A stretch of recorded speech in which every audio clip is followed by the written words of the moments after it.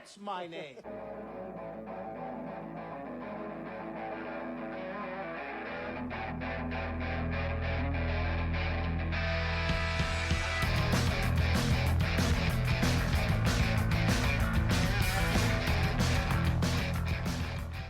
Pre-show chatter done. Let's talk about movies. Okay, fuck you.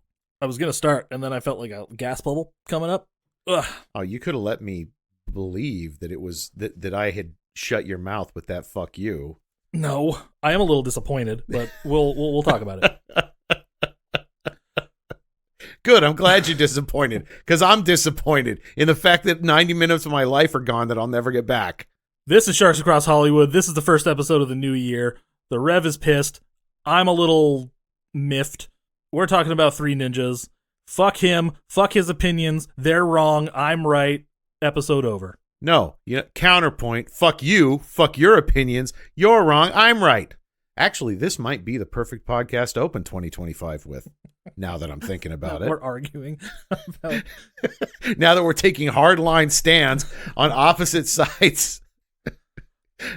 I am genuinely disappointed that you didn't like the movie. What is there to like? This movie is unfun on every level. It's poorly made on every level. I can't believe this was made by the same guy who made While You Were Sleeping, which I actually do like quite a bit. Which is funny because I entirely disagree. You hated While You Were Sleeping and love this? Oh, no, I've never seen While You Were Sleeping. I know I have nostalgia on my side. No, that is it. The end of story. You have nostalgia on your side, and that is the end of the discussion. But any movie that I watch like this, I would probably like. Yeah, because it scratches that itch of the movies you were habituated to, the abuse in your childhood. I of fucking movies love like these this. movies. I genuinely love these movies. Show There's me nothing... where Three Ninjas touched you on the doll. I could just show you on my body. My point is, this is a habituation of abuse by the Hollywood system on a young, impressionable mind. That's why you like these kind of movies. See, now... You can make an argument for Teenage Mutant Ninja Turtles. You can make an argument for Home Alone. You can't make an argument for this that is going to convince me. I'm sorry. Well, there is no argument for Home Alone because Home Alone's a good movie, and so is Ninja Turtles. This is a good movie on a lesser scale, in my opinion. Is a bad You are movie. incorrect. You are so fucking wrong. Okay, I want to know... Tell me what is good about this movie. Tell me one thing, aside from Victor Wong, who is good in everything he does. Well, Victor Wong's fucking great in everything. Yes. Victor Wong doing all of his own stunts, by the way. Yeah, I believe that. That is not true at all. I love fucking watching them cut to a wide shot. All right, and Victor Wong loses 30 pounds, and then his stunt double has a pillow in his fucking karate gi or whatever. You know what? You've actually convinced me. There is one good thing about this movie, and it's the cutaways to Victor Wong's stunt double. I didn't buy that back in the day, and I don't buy it now. That's the only thing I could enjoy about this movie. But I am fucking on board because these are my movies. But sell me on something else. Try that, okay? Most of the action scenes are pretty good. I know they're cheesy and dumb. They're terrible. Yeah, but you don't watch fucking martial arts movies, really, though. In the grand scheme of like children's martial arts movies, these kids can fuck. Like I watched Sidekicks not Sidekicks. Excuse me. What was the one with the kid from Ninja Turtles 2? Surf Ninjas? No, it was a TV show. Oh, Sidekicks. Oh, it was Sidekicks. Yeah. See, I got it confused with the Chuck Norris movie. Which is also Sidekicks, by the way, everybody. No, I watched that growing up. That kid could kick some ass. These kids are legit black belts in martial arts. I'm not saying the kids were the problem. The kids were not the problem. Well, in my opinion, these kids are way less annoying than a lot of early 90s child actors. They're annoying because they're fucking 12 and 11 and 6 and 7, whatever. That's, again, the kids are not the problem here, okay? The kids are fine. They're doing exactly what they were told to do, and they're doing it as well as could be expected. The problem is what they were told to do. That's the problem. Their martial arts are good. These kids are clearly martial artists. I never had any question about that watching this. Each one of these kids, clearly a trained martial artist, okay, of a level commensurate with their age and experience. That's great. I don't have a problem with these kids. I have a problem with everything surrounding them except Victor Wong. Okay, every actor, every stunt double, everybody was hamming it. It was so. It's a fucking kids movie in the 90s. This is kid power. This was the Three Stooges Yes. without any of what made the Three Stooges good, which is the conciseness of the choreography of the Three Stooges slapstick was so perfect. The slapstick in this movie is ham-fisted and weak. Okay, the martial arts, the kids are tight. I'll give it to them. The kids are tight. It's their stunt doubles who are hamming it up like bad actors on the set of a Roger Corman movie. And I'm here for it. No, I'm not here for it. I'm not here for it. Look, I'm not saying I don't understand why you liked it as a kid. I understand why you liked it as a kid. I'm saying I am not a kid. I have never seen this as a kid. And I have no ability to connect with it on that level. I'm sorry. It's not good cheesy bad. It's bad cheesy bad. It's trying to be funny and failing. That's fucked up because I laugh at this movie. Genuinely. There's no, as an adult, like going in, forgetting everything. It's not like full belly laughs, but okay. I laughed at this movie one time, and it was the first time they cut to Victor Wong's stunt double. And I was like, ah! That's like 30 seconds into the movie. Yes, and that got me, and I did laugh. That was funny. I do think you're wrong. That is the beginning and end of the comedy in this for me. My opinion is not an opinion. It is fact. You are wrong. This movie is Oscar worthy. Okay, I'm fucking with you. I'm just kidding. I wasn't even going to dignify that one. My favorite part of the movie are those three idiots that break into the house, which is very firmly the Home Alone part of the movie. Yeah, very much so. They make me laugh. They're the ones who actively make me laugh. They're so fucking dumb. See, you like Bulk and Skull too. Yes, so I do. Yeah, so this is a generational thing. This is okay. All right, you know what? You can have it. I don't care, but I just can't. That's unfunny comedy to me. That's two guys trying way too, or three guys. Three in guys. This case. I was thinking of Bulk and Skull, but in this case, it's three guys trying way too hard to be the Three Stooges and have none of the charisma or the skill level of the Three Stooges. Okay, I'm gonna stop you right there. So what you're gonna do? You're gonna watch Three Ninjas Kick Back. Maybe don't even have to watch the whole thing. You need to watch up until the point that another group of three idiots comes to Grandpa's cabin. They are so much worse. You think that because there's less talented people, I'm supposed to be impressed by these fucking hacks? They're so much worse that these guys look, again, Oscar worthy by comparison. I'm willing to concede that. That doesn't make this work for me. And then, I'm sorry. In Three Ninjas Knuckle Up, Patrick Kilpatrick is there. Okay, you brought me back around with Patrick Kilpatrick. I do love me some Patrick Kilpatrick. What I really want to talk about, the movie itself Again, is... I'm not trying to take this movie away from you. And you won't be able to. You fucking won't be able to. I wish you joy of it. I just never want to watch it again. Ever. Under any circumstance. It's funny, though, because you watched the good version, too. Oh, the international cut? Yeah. So the U.S. cut is worse than that? Yeah. What's the difference? About 12 minutes. They had a lot. The fight scenes are a lot more violent, and Grandpa kills people in the international cut. Like, Grandpa straight up murders a dude. Yeah, he knifes throws a dagger right into his heart. Right into his heart, yeah. He's about to kill Snyder at the end, but he decides not to. And then he looks at his grandsons and changes his mind. I was expecting him to Mr. Miyagi him.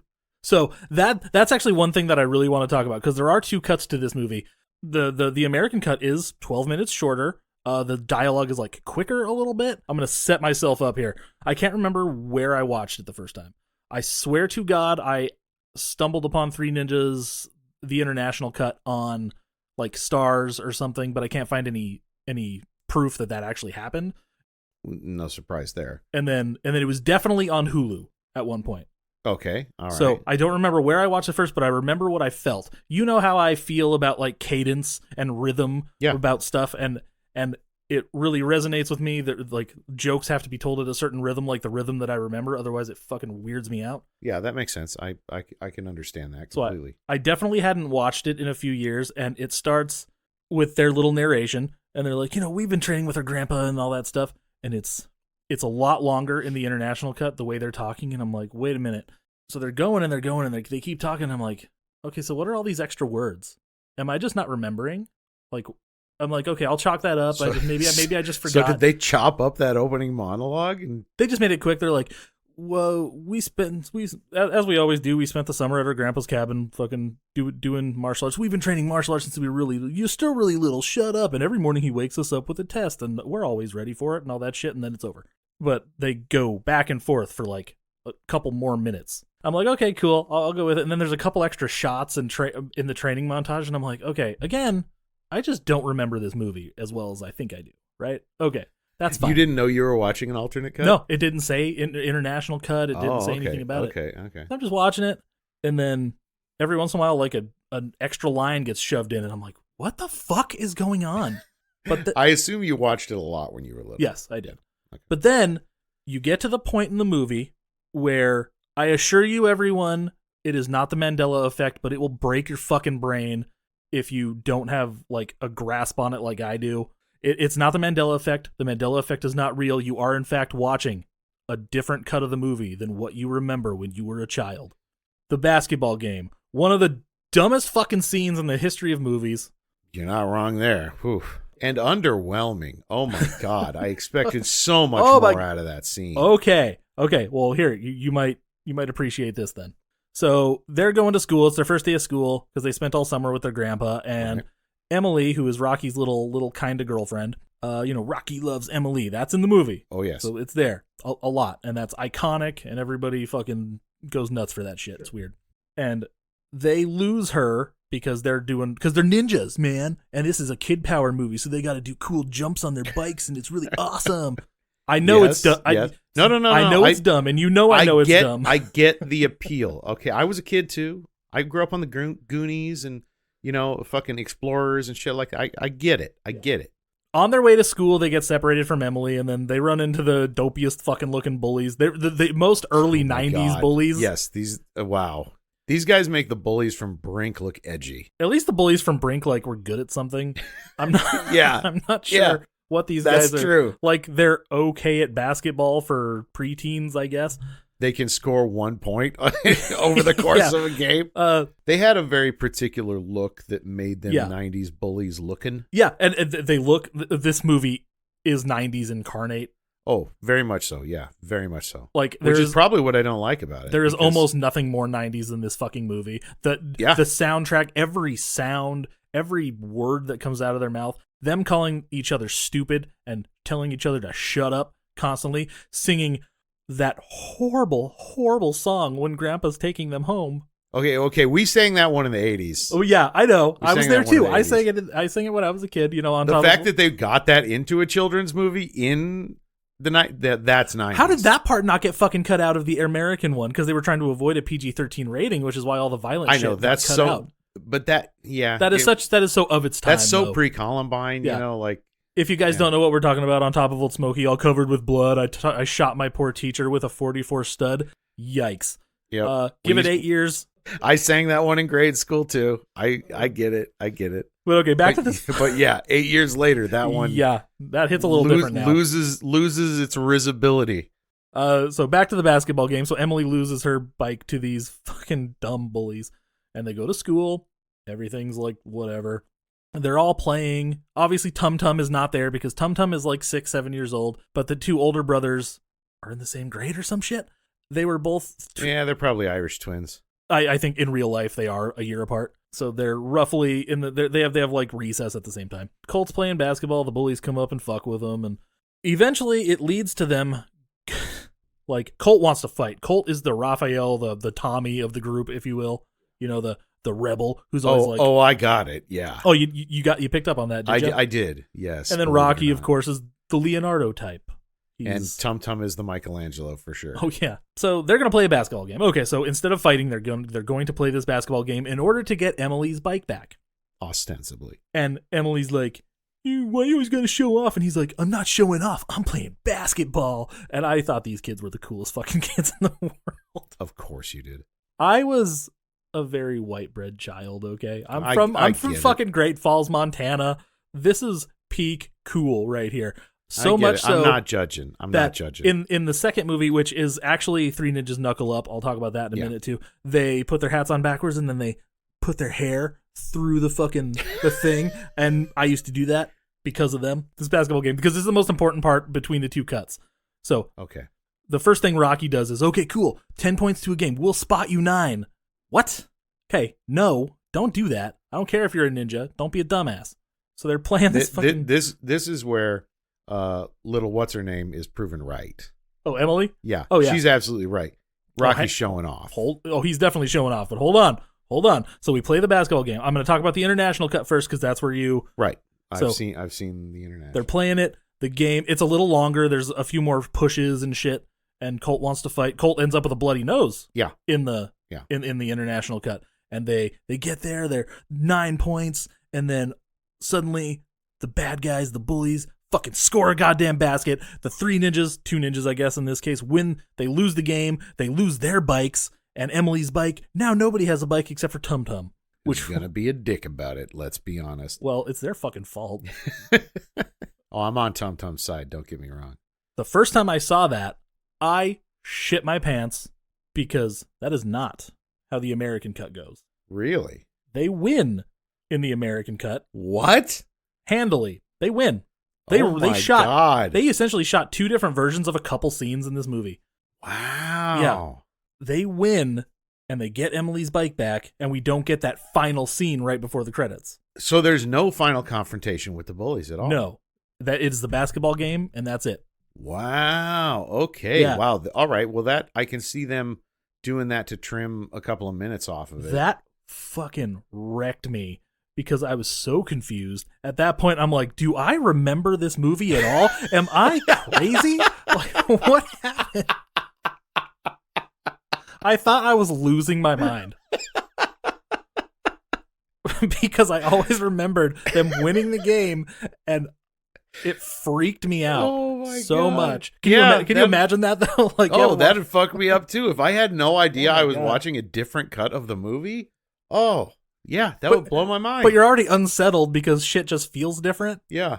And then all of a sudden that happens. It's like, what? Okay, how old were you? How old were you when this happened? I can't remember. I would have been either a teenager, like 15, 16, or in my 20s.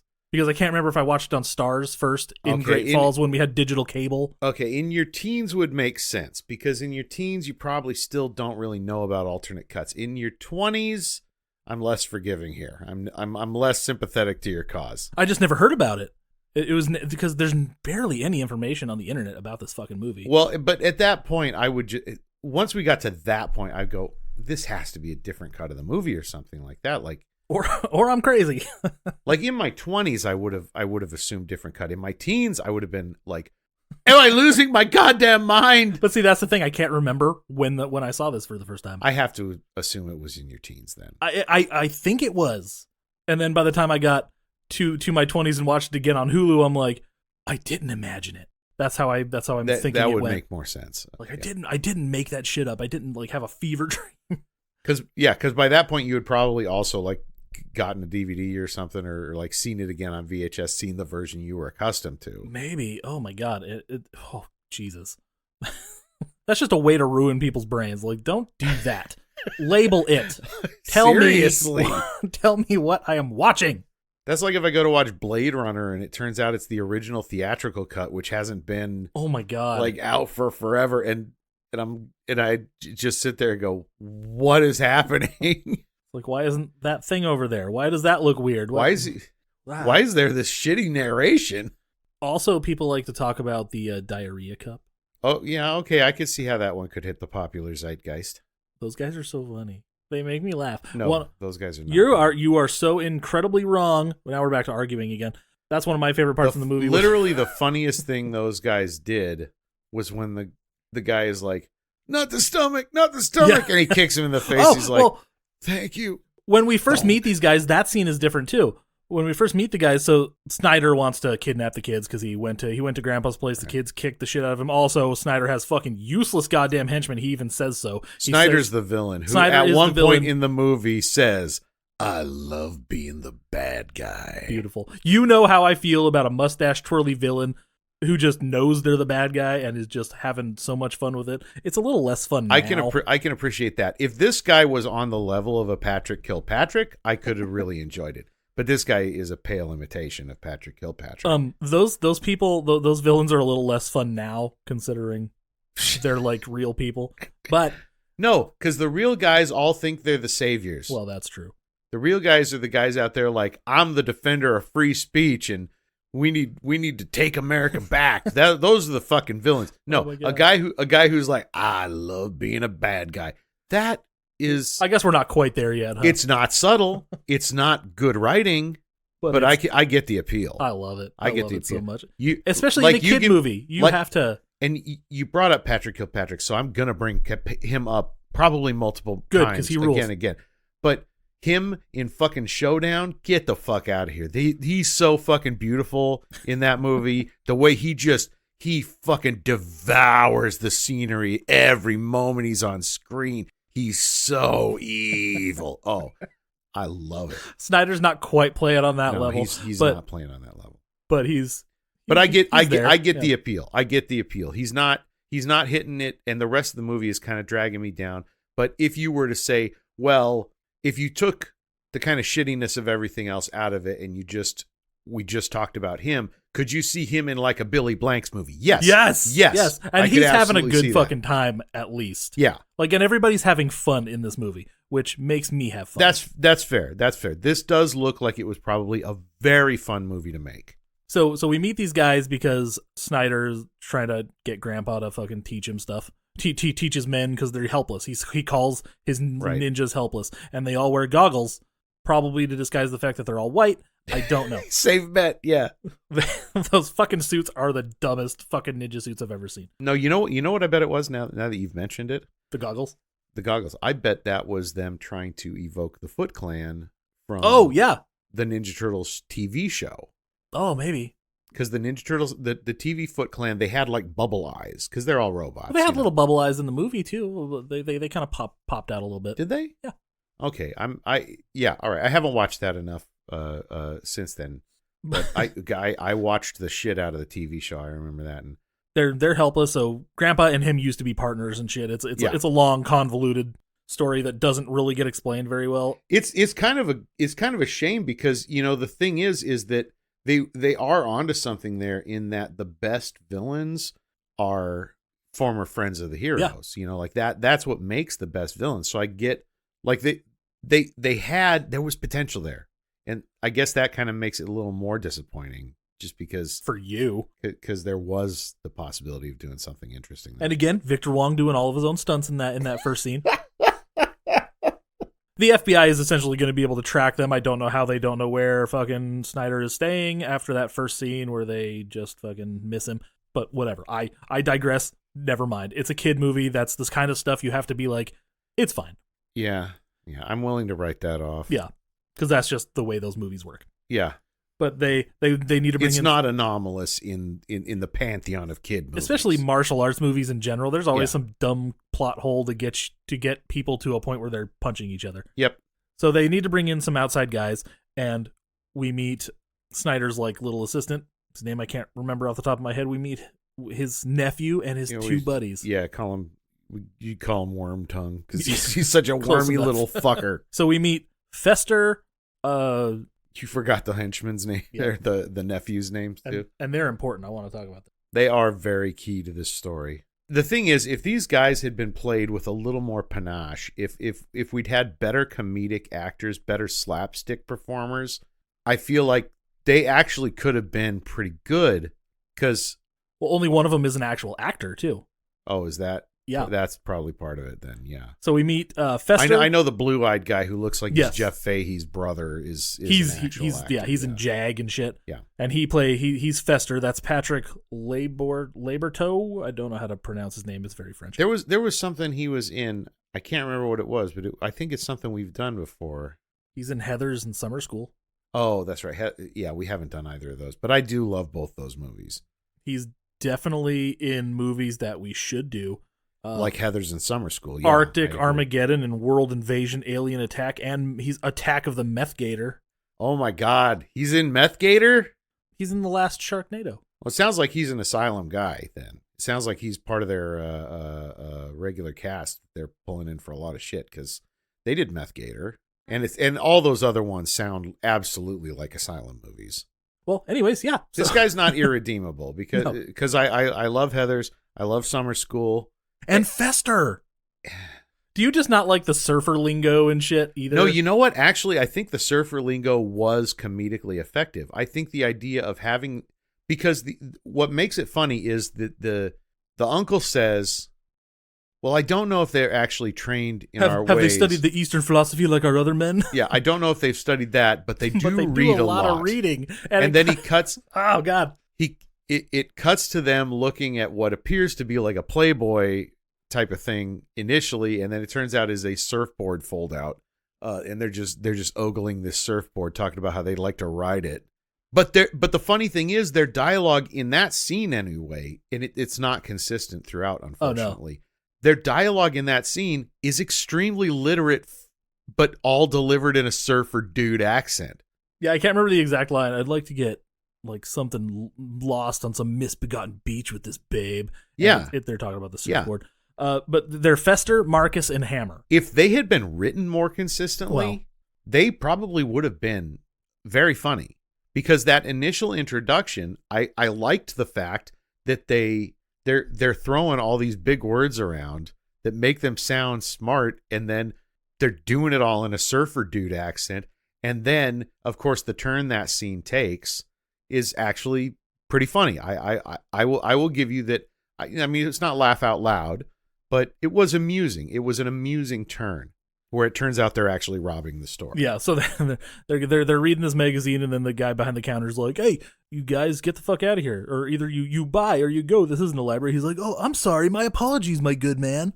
And then he's like, "Hey, you go score some of that frozen fruit concentrate with some of those little snack cakes or whatever, and then you, Marcus, go get some of that some nacho chips and some radical salsa. None of that green stuff." And then that guy he's talking to just says "dude" the whole movie.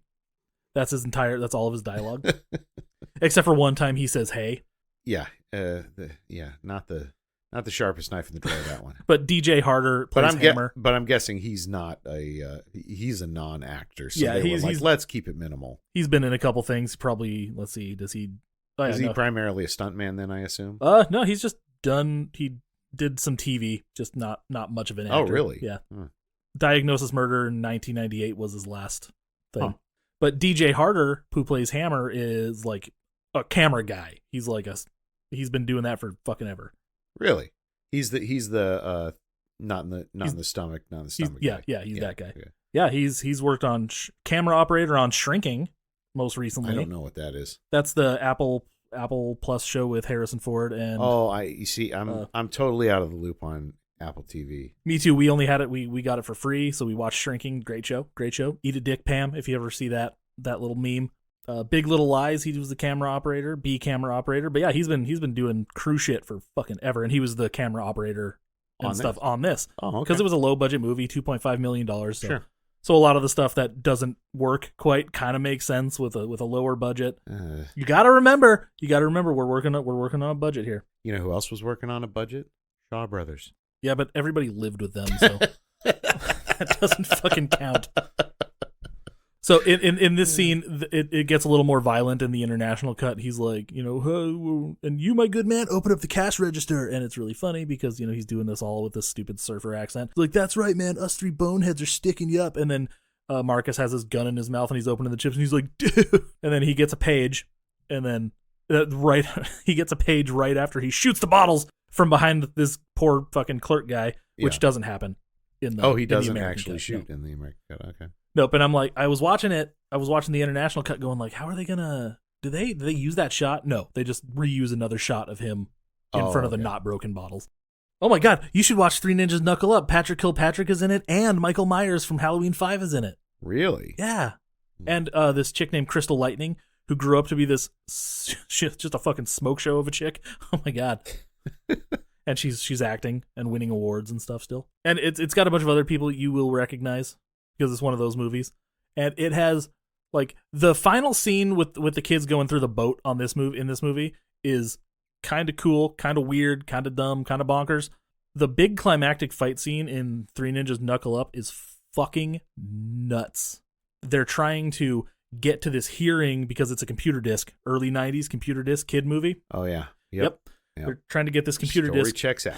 They're trying to get Joe, the little girl, free so her dad can present the actual disc with all the harmful information on it to the bad guy. Okay. The three ninjas get fucking ambushed by bikers, and it's like this 15-20 minute fight scene of these kids just beating the shit out of these fucking gorilla-like bikers. It is nuts. Okay, you want to get into the final conflict. Okay. The whole point of this was to kidnap these children, Yes. to leverage them as pawns against their father. And yet all these ninjas are running around swinging swords at them Yes. as if in a legitimate attempt to cut their fucking heads off. I never said it made sense. I tell you what doesn't carry, what doesn't get a father to go along with you: headless children. It doesn't make any fucking sense. It makes no sense. Like even the three guys in the trying to kidnap him at the house, they're like, we need him alive, but then like by the end they're like, we should kill those three little kids. Like, I thought we wanted him alive, and he's like, I want us alive, dude. Those little kids are dangerous. The final confrontation, that is the big one. We get the Home Alone scene with the house, and they do traps and they beat the shit out of these guys. The Home Alone scene is maybe the most shameless ripoff. Oh, 1,000%. I've ever seen. But then, it is just Home Alone with karate kicks. Yeah, it's and a couple poop jokes. Wow. My favorite is one of my favorites is when he's like, they're like throwing the CDs at the dude. He's like, dude, not the nose, dude. It's bad news already. And he gets hit in the face, and then Marcus laughs at him. I'm like, it's fun. Doesn't make sense. I don't think CDs would hit you that hard. But. No, it hurt a little bit, but fuck. We know what I'm doing there? I'm being logical and yes. No. Did you watch that Instagram video I sent you? Probably not. Because I'm lazy. It's these guys who are on a podcast very similar to us, just a bunch of fat nerds sitting around talking about movies. This is just real life. And one of them says, I wrote a script for a movie that will never get made. And they said, oh, what is it? He says, it's called Raz Cola Presents Kid Fu. He says, and it's the whole thing is these kids, they train with their grandpa to do karate over the summer, and they have like one lesson with him, and then they're convinced that they're martial arts masters. Okay. And then you have these bad guys that are breaking into their house. I can't remember exactly what the whole setup was, but he gets to this point in the movie. It's clearly a parody of Three Ninjas, and he gets to this point, and he's like, and so they do all the Home Alone shit, and none of it works. The bad guys just beat the shit out of them. They do the jelly beans. They do the oil on the floor. The guys just come up and beat the shit out of him. And then at one point, one of them finds like a gun in his dad's sock drawer, and he shoots the fucking guy. And he's like, guys, the guns are working. Okay, that's pretty funny. And then they just start shooting everybody for the whole rest of the movie. It's a fucking bloodbath. He should make that. Funny or Die, get on that. Oh my God, somebody. I want to see that movie so fucking bad. I like having a sense of humor, because even movies that I like, you're allowed to make fun of them. But you're only allowed to make fun of them if you understand them. I think this guy understood. Yeah, it seems like he's got a firm handle on it. My least favorite. See, like, you just didn't grow up with this. You just don't get it. You get it, but you're just not with it. And that's fine. It's just not my thing. And that's fine. What I hate is the criticism of, but like, this wouldn't happen because kids would get their asses kicked. I'm like, you do not get to watch movies anymore. Yeah, no, it nothing in this movie would fucking happen. This is a ridiculous premise. It's patently absurd. Everything in it is patently absurd. So if you're not on board for that, you really need to turn this movie off immediately. You need to turn every movie off. Movies are not real. They're the same people who watch Guardians of the Galaxy and just like, yes, this is a movie. And I'm like, yeah, it's a good movie, but like, it's also not real. So by that logic, you shouldn't be allowed to watch It's that all either. Made up. None of it happened. Yeah. So fuck you. Even documentaries aren't real. The simple act of putting it on film makes it not real. Yeah. So like, fuck off. That's my least favorite criticism. I get if you don't like it. I get if it's just not for you. But if that's your problem with the movie, go home. That isn't my problem. My problem with the movie is it's not well constructed for somebody to come in who doesn't have a child's mentality. Okay. What are you saying? That I'm a fucking child? Well, I mean, I am saying that, but you came at it as a child. You watched it as a child. So then you grow up, you watch it now, it's got nostalgia value. See, like if I were to sit down and watch The Brat Patrol, The Brat Patrol is exactly like this. It's patently absurd. It's stupid. It's completely unrealistic. It's not well done. I wouldn't like it then. It's not realistic. It's not well done. You know, I'm sure it's very poorly made objectively. But if I were to pop it on, I'd watch the shit out of that because I grew up with it. I watched it as a kid 100 times. I loved it. So, of course, I would be right there for it, even though if you were to watch it, I'd be like, yeah, if you don't enjoy this, I understand because it's not good. Well, that's the thing about these movies. All these movies, even High Noon at Mega Mountain, which I've seen fewer than all the other ones because it's the least good one. It's got the lowest rating on IMDb. Hulk Hogan's there. That's the fourth one? Yeah. Okay. And it's all different kids. Obviously, because it came out in like 1998. Oh, so yeah, so they're all in high school at this point. And it's terrible. But the fight scenes are so good because these kids fucking kick ass. Mike Olasky, he's big on TikTok right now. Still teaches martial arts. He was young Rocky in Power Rangers when they got turned into kids. That was him. And he was a Tusken Raider in I think The Mandalorian. He's been around. All those fight scenes are really good because it's actually the kids doing it. And I think they use fewer stunt doubles in that movie maybe. But that's my favorite part about this movie really is that you can see the kids doing 90% of that fighting shit. Yeah, you know, and credit where credit's due. The kids fight scenes are the scenes aren't good, but the kids are good. Yeah. The kid who plays Rocky is actually a martial arts teacher now, which is awesome. The second kid, Colt, I think he's a musician, and the last I heard, he was a yoga instructor, which is cool. The young kid, you know what he does? It's good to know he's on an even keel these days. Chad Power, it's a little douchey what he does. He was on the competitive poker circuit. Okay, well that's not as I was gonna say he's a surviving member of Jesus Didn't Tap. Oh my god, that would be fucking horrible. Okay, so the last scene, there is a perfect trailer moment. You know what it is, right? They get to this big part of the big training room, and they get surrounded by these ninjas, and then they go, "We should run, we should hide, we should kick their butts." That is in the trailer. Okay, yes, that is. You're right. That's a perfect trailer moment. I said that so often as a kid. I'll bet you did. Actually, there's a lot of lines from this I've said my whole life for no I'm kind of surprised. reason. I'm kind of surprised you didn't latch more onto some obscure line that literally no one but you has ever noticed. I was just going to say when the kidnappers get to the house and they fucking throw the pizza in the babysitter's face, and Hammer goes. He's like, dude, what are you doing? He opens the door, pulls a piece of pizza off the babysitter's face, but like right before he opens the door, he says, "Uncool, not cool, bro." And then the main guy, Fester, goes, "Dude, sensitive." I say that a lot. Yeah, now that's way more on brand for you. The important part is that I know what I'm saying. Yep, I know, because if the important part were that anybody else knew what you were saying, you would never hit the important part because no one ever fucking knows what you're saying. And there's definitely more. Oh, I believe it. Yeah, I believe it. More from this movie, probably. Yes, I'm sure of it. When I'm done with like a snack or something, I say, "Mr. Muffin Man, catch you later," and I don't throw it, but or when, please don't take me through all of them. Or when they're following the kids on their bikes, and he's like slowing down. I say that when I'm slowing down in my car. Of course you do. Your kids all think that's your line now. Your kids may go on to say that themselves when they get older, and they will never know it's from Three Ninjas. They'll think it was just something their dad said.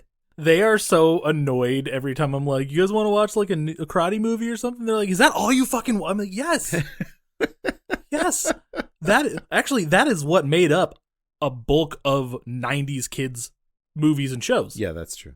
I think I'm so fucking happy that Cobra Kai came around and is doing so well and is as good as it is because we're starting to circle back around and there's more theatrical movies coming out that have martial arts in them. And I'm psyched about that. That fucking rules. I'm so happy because I get to go see karate kicks on the big screen now again. And that's so fucking awesome. It's been a while. Karate Kid coming out in May. Is that the one Machio and Jackie Chan? Yes, I doing don't know together? anything. I know too much about it already. I haven't watched any trailers. I don't want to know. Is that going to be played as a spinoff of Cobra Kai, or I as a spinoff am not of sure. Jackie Chan's Karate Kid? I'm not sure because I've heard it both ways, but then I think it's been confirmed that it is in fact more connected to Cobra Kai. I don't know what the fuck it's going to be about. I have no idea. It's already completely different than what it was initially going to be when they were talking about doing another Karate Kid movie. Originally, they were like, oh, well, the Karate Kid is going to be like the teacher and he's going to teach an adult how to fight. Like, that sounds really stupid. What the fuck? That sounds like a Will Ferrell movie is what that sounds like. Oh my God, I didn't even think about it that way. Yeah. I didn't know how to handle that, so I'm like, I'm much more happy with them doing this because unless it sucks. Hope it doesn't suck. And if it does suck, hopefully I get a few good action scenes out of it, at least. Well, time will tell on that one, I guess. There's that new movie Love Hurts coming out, which is supposed to be like a kung fu comedy, like kung fu rom-com. So this is what I did. This is what I did over the past like couple weeks. I've been very depressed, as I keep on reiterating, because the world is crumbling down all around us. So I love these movies because they're so simple. I know exactly what's coming. You know how it's gonna end. You know it's Everything's very black and white. just makes you feel good. The good guys win, bad guys bad lose. guy says, "I love being a bad guy." Yes, and it's delightful. So I watched the first Three Ninjas movies and all 3 Mighty Ducks movies because I was depressed. Yeah, I can see those being comfort movies for Yes. you. It's sort of like you want to when you're stressed like this, you just kind of want to take a little bit of refuge in a simpler time when you got to you just kind of want to make America great again. Yeah, exactly. I wanna, because America, fuck yeah, because we beat Iceland. 3 Ninjas. Let's be happy for a minute. Okay, so let's talk Then more let's about. stop talking about 3 ninjas. Hey, fuck you. That final scene. I really love the big guy fight. So it's Professor Toru Tanaka. He was a professional wrestler and stuff. I'm pretty sure I remember him from Pee-wee's Big Adventure. I think that was my first memory of him because I believe he plays Francis's butler. You know, Pee-wee's neighbor Francis.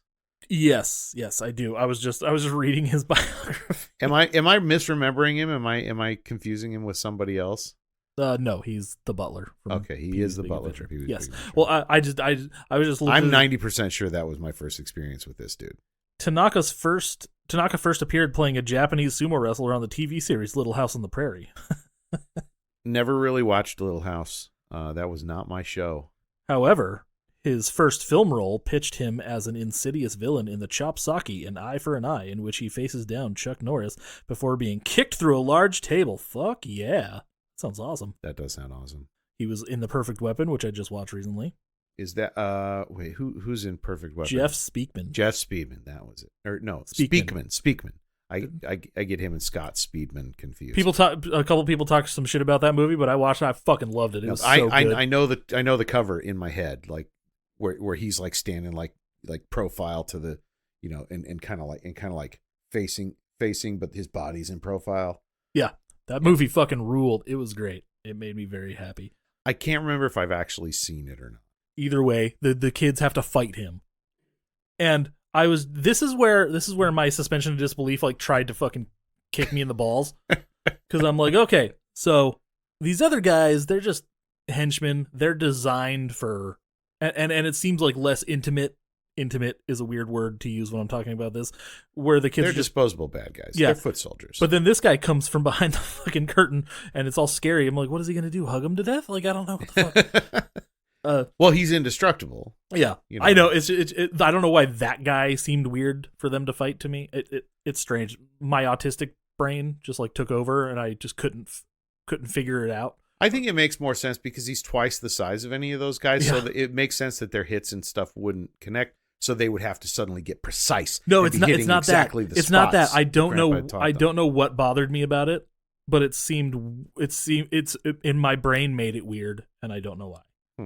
Okay. But during the earlier scene, or during an earlier scene in the movie where they were about to go home from Grandpa's house, they practiced on this little dummy whose eyes lit up when you hit him in certain places. So Grandpa shows up and he's like, "Light up the eyes, boys! Light up the eyes!" Because they're getting their asses kicked. And Grandpa couldn't just jump down and help, He wants to teach the boys self-reliance. so they kick him in the balls. They punch him in the throat and they under the armpits, which is weird. They hit all the pressure points that Grandpa Yeah. had taught them. And then they hit the magic pressure point that will knock a man out and make him forget everything except how bad it hurt. Right in the sternum with Tum Tum's poor little hard head. Not the best method, I gotta No. say. But they do it. And then he falls down, and it's a fun dumb little thing. And then It's their definitely dumb. kids are all tired and they're ready to give up. They put their hands up, and then they get a second wind when Grandpa does a flip off this fucking balcony. No, it's because all the ninjas pull out guns. Well, yeah, all the ninjas pull out guns, sure, but they still get a second wind. Like, what are you gonna do? Grandpa's in front of you now, so he's just gonna take the bullets. Well, apparently that's how the ninjas feel because the ninjas all start scrambling. I expected Grandpa to at least do something fun like slice the barrels off of some of those No, guns. they with his started swords. scrambling because Snyder came down the stairs, and they're assembling in a Like in a the circle Avengers? around them. No, like the shitty fucking white ninja Avengers. And then this is another I think trailer moment where Snyder says he's gonna fight Grandpa, and he's like, okay, if you win, your family will be able to go free and shit. And then he's like, am I a nice guy or what? And I love this dude's accent. I don't know what fucking accent that is, but for some reason the way he delivers all these lines just makes me giddy. And then Colt is the sarcastic one. He's like, you're a geek. And then they have a pretty good fight, but it's really good in the wide shots. But then when it cuts back and you see Victor Wong, you're just like, Victor Wong, who can't move his fucking neck. He's so old. oh, this guy. It's so funny. Like, I don't know. Whoever they got to do the choreography and the actual fight scene is really good, but I love that they put a bunch of like foot soldier heads in front of the camera for the fight scene Yeah. so that you can't really see them. and that is the worst fat suit I have ever seen. It's pretty bad. Yeah. It's all the movies do that, except for Kickback. He doesn't actually have any fights in Kickback, Uh-huh. but he bangs in in Knuckle Up. He has a big fight scene. God, that movie's nuts. So obviously, everybody lives happily ever after because fucking magic jelly beans and shit shoves them down Snyder's throat. Everybody's happy. The jelly beans. Dad comes Oh in my with his God. FBI guys and Pinky from fucking Next Friday, which The is powder really funny. bomb would have made more sense. But jelly beans. They should have saved the powder bomb. That's what they should have used. This script the is so pepper bomb? fucking sloppy. Yeah, the pepper bomb. Sorry. They got kidnapped. They couldn't save it. Sure, they could have. You could have had him. You could have had him like tucking up his sleeve. They're fucking ninjas. But so are all Snyder's guys. They're worthless, shitty ninjas, but they're still ninjas. The movie's almost over. The kids get rescued. The dad's partner's like, okay, Sam, we got evidence to collect. And he's like, you're going to have to do that shit by yourself. We're going to go have pizza. And I'm like, I don't think that's how that works. I think those kids are going to get interrogated. I think you're going to get interrogated. I think your partner's going to get interrogated. It's called debriefed. Whatever. I think you guys are going to be sticking around for a while and you're not going to be able to have pizza until tomorrow. Yeah, I think best case scenario is you call a pizza delivery and get the kids what they want because it's going to be hours before you're free to go. Yeah, and Grandpa hates pizza. This movie's so unrealistic. It just ruined the whole experience for me. I'm going to fucking bitch slap. In Three Ninjas Knuckle Up, they actually fight with pizza. Because that is the next logical step for this piece. They go to a pizza place and Grandpa hates pizza. He says it again. He's like, I hate pizza. Yep. And then he goes to the store. Which, and by the way, are they trying to make Victor Wong unsympathetic? Is that the goal? yeah, apparently. And then they Who fight. the fuck hates pizza? They fight Patrick Kilpatrick, and what's that fucking guy's name? He's a character actor. Don the Dragon Wilson. Donald Logue. Thank you. What? I actually put you on the right track with that? Yeah, it's Patrick Kilpatrick and Donald who's Logue. Donald Logue? Because was- I know that name. He was Nicolas Cage's buddy in Ghost Rider. He's the guy who gets his hand cut off in Blade. Oh, right. Oh, yep. Got it. And he's like Got really skinny and young because it's 1993 Oh, yeah. So or he's whatever. probably just a kid. Oh, it's if seriously, if nothing else, that movie's just funny to see all these actors really young. We're gonna talk about the right before the credits roll because it's an extra scene. Technically, Oh, we that I still did got to make. talk about this fucking movie. That okay. and that caps off the bike storyline. Yeah, fair enough. But Fair I enough. realized on this watch that I'm like, oh fuck, that takes place the same day right before the kidnappers come because they're all wearing the same clothes, and I'm like, Oh, I really? didn't put that together. So until today. like in the chronology of the movie, Yeah. it was actually shot for that earlier point in the story, but they decided to throw it on the end Yeah. instead. No, I can see why because Just like 'cause it's like a fuck yeah moment at Yeah. the end. Yeah. So I wanna share a couple facts about Three Ninjas. You're gonna fucking love this, and they all I'll bet I will. and they all have to do with North Korea.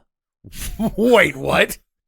Okay, now I am curious. Three Ninjas Kickback, which is technically the third movie in the franchise. It came out second because there was some issues with Knuckle Up, and it's darker. It's PG-13, by the way. Oh, That's what this movie needed, to go darker. We'll talk about that. We'll talk about Knuckle Up in a second. Again, North Korea, still. Kim Jong-un loved Three Ninjas Kickback so much that his father, Kim Jong-il, apparently had a Korean remake done. Really? And I want to watch it. But I cannot because it's a North Korean movie. And they're just not available. No. Three Ninjas Knuckle Up. The director, Shin Sang-ok, who goes by a very much more American-sounding name that on the actual... Like in the credits. Yeah. God damn it, I can't... Joe Smith. Not quite. But he was a filmmaker back in the 80s, or back, before the 90s. I think Three Ninjas Knuckle Up was his last movie. He was a quote-unquote filmmaker. He went I'm being so unkind to this guy. I don't know anything about him. I think the story goes that he went to Hong Kong with his wife and got kidnapped by North Korea. What? Because they wanted the world to think they were less awful than they were, so they wanted to start their own film thing. So he made a movie in North Korea. This goes deep. Like, him and his wife got technically divorced because he escaped and she didn't, or some shit. And then eventually they met up again because she managed to get out, and then they got remarried. Just it's fucking craziness. Whoa. Okay. Yeah, it's fucking weird. What is that movie called? Oh my god. It's like a monster movie like Godzilla. It's called Pulgasari. In feudal Korea, a group of starving villagers grow weary of the orders handed down to them by their controlling king and set out to use a deadly monster under their control to push his armies back. And this thing looks nutso. Look at that fucking thing. Okay, all right, that looks kind of awesome. Yeah, I'm into that. It's on my watch list on IMDb. I don't know if I will ever be able to see it. And it was remade as The Legend of Galgameth in 1996. By Sean McNamara. Okay. So, Three Ninjas franchise has a very hard connection to North Korea for some reason. I'm going to ask you your final thoughts, and I'm not going to enjoy your final thoughts, but I'm going to give you the floor so you can make me cry. Fuck this movie. Fuck this director, even though he's made movies I like. He made Cool Runnings, which I enjoyed. He made While You Were Sleeping, which I enjoyed. It's John Turteltaub, by the way, and I forgot to tell the joke at the beginning about how John Turteltaub is definitely turtle enough for the Turtle Club, and I'm out. And fuck you for making me watch this. Most importantly, fuck you for making me watch this. Fuck you for not liking it, even though you're allowed. Oh, don't backpedal and go soft. That doesn't make it any fun. Oh, sorry. Fuck you for not liking it. You should fucking get butt fucked by Pulgasari. Yeah, all right. That's what I'm talking about. Give me that nice, hard fuck you right up my ass. Or get double teamed by Jim Varney and Hulk Hogan. Is this 80s Jim Varney and Hulk Hogan? No, this is 1998 Jim Varney and Hulk Hogan. No, I'm out. While Victor Wong watches, because he can't really participate anymore. Victor Wong can watch. Victor Wong. I'd let Victor Wong watch. I would hope he would commentate. Well, oh shit, that'd be weird. I'd love it. I can't do an impression, so I'm not going to, but I could try one, but it would be horrible. And not nearly as endearing as Victor Wong's growly little voice. All right, is that your final thought? Fuck me for making you watch this movie. I fucking hated every second of it. Well, no, okay, I take it back. I really enjoyed the first time we transitioned from Victor Wong to a stunt double. That got me. It's got me. Pretty funny. And I enjoyed the potential of the Three Bandits if they had been better at slapstick, and if they had the writing had been consistently as good as it was when we very, very, very first met them. But the writing of this movie is an absolute mess. The boys are clearly very good martial artists. They were not the problem here. The problem was everything else. Yeah, I had no fun watching this movie. Well, all right. I had minimal fun watching this movie. All right, challenge time. Name 5 positive things about the movie. I already named 3 positive things about the movie. So I can maybe give you one more. You're done. I'm done with the negativity on that side of the table. You asked for this, motherfucker. I did. Okay. I love this movie. Just there's nothing ironic about this. I did also forget to tell the joke that I think it's really funny that Victor Wong married in the movie. Grandpa married a white woman who then the two of them. Victor Wong, who's Chinese, he's supposed to be Japanese, but he married a white woman who then gave birth to a Mexican woman, who married a white guy, who then gave birth to 3 very white children. Super white. These children are the whitest. She's Mexican. I knew she didn't. I knew she didn't look Japanese in the least. Yeah, she's Mexican. Very consistent casting though. Both of the parents show up in 3 out of the 4 movies. Oh, so they keep most of the people in. Yeah, and Victor Wong's in all of them. I would fucking hope so. This movie would be worthless without Victor Wong in it. Okay. Anyways, yeah, no, I do love this movie. I know you didn't. I love this whole franchise really, but I like dumb shit. I was really hoping to have fun with this, and I just didn't. I will never apologize, and you better fucking like Surf Ninjas when we get around to it. I will fucking cock punch you. I will give it an honest chance. I will cock punch you. What you need to do, you need to get yourself in like a proper headspace to watch these movies too. Okay, I will be the first to admit, and I think I said it before on the podcast, but I might have said it while we were off mic. I can't remember, but admittedly, I was not in a good headspace this morning. So I'm going to. So when we do Surf Ninjas, I'm going to send you some YouTube videos of like the trailers from the VHS and maybe that trailer for Surf Ninjas, but which is on the DVD if you have that. It's on YouTube, so fuck it. It doesn't even matter. Okay. But I will send you all those links. The trailer for Surf Ninjas, the fucking trailers that are on the VHS. So I'm also going to ask you to plug some stuff. Make it snappy, all right? Good fucking luck there. I have no idea when this will be out, so just tell people to go to your fucking Instagram and check out your shows there. Just fucking go to the Sharks Across Hollywood at Sharks Across Hollywood Instagram. You can find the link to my Instagram and to Andrew's music Instagram. I'm at Samuel Mance. I plug all my shows on that Instagram. You can find me on Facebook as well, but I suggest the Instagram. That's the better place. That's where I cross post, but not everything always makes it over for some reason. I don't know why. It's probably because I'm technically illiterate at this point. Technologically illiterate, not technically, technologically illiterate at this point. Close enough. At Samuel Mance. Eat a dick. It's really funny because brevity is the soul of wit, as Aldous Huxley likes to say. He fucking wrote it in a book once. I'm pro Aldous Huxley.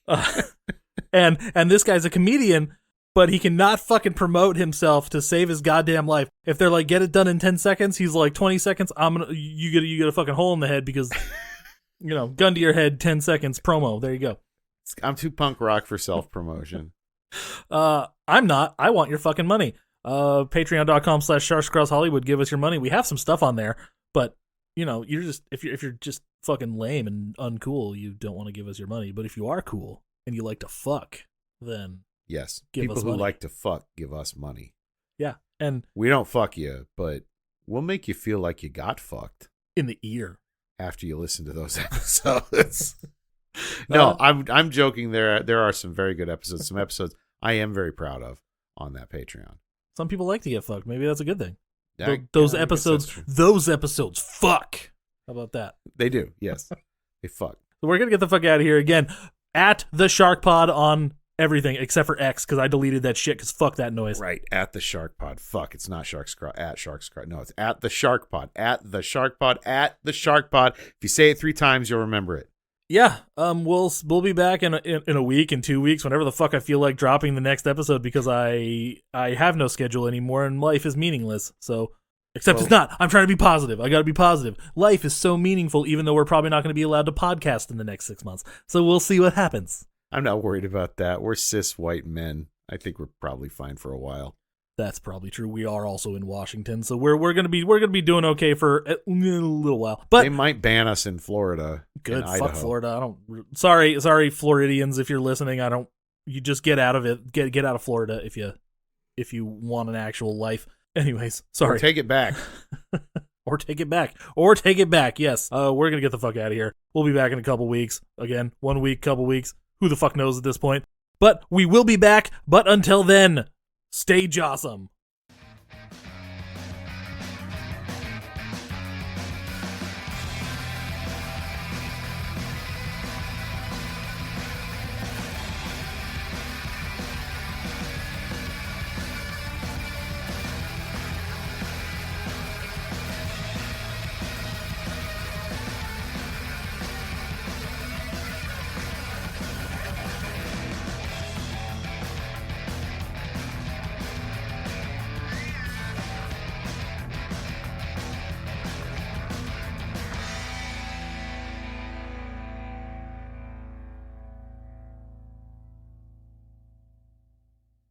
Victor Wong is dead. Do you know when he died? It's fucking weird. He had a heart attack on September 12th, 2001. Really? Yeah. Huh. Very strange. Yeah. So, I mean, people die every day, but what I get out of that is that he did 9/11.